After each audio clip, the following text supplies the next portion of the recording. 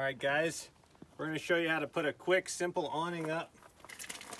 What we did was put 3 hinges in a 20-foot 2x6. And we got our 2x6 down here. We're going to screw that to the wall right here. And then we'll keep you guys updated. Alright ladies, you can see our everything. We'll keep you updated.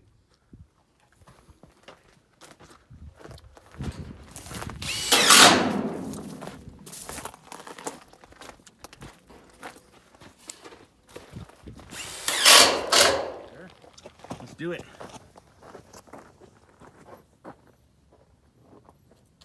Here, lift it. Go.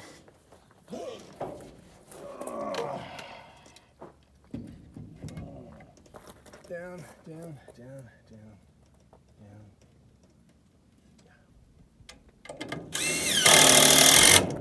All right.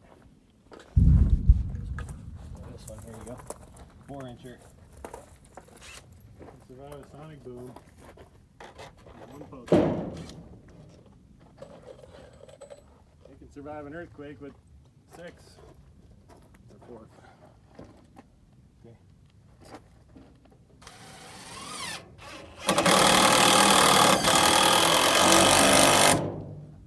Now let's just get one like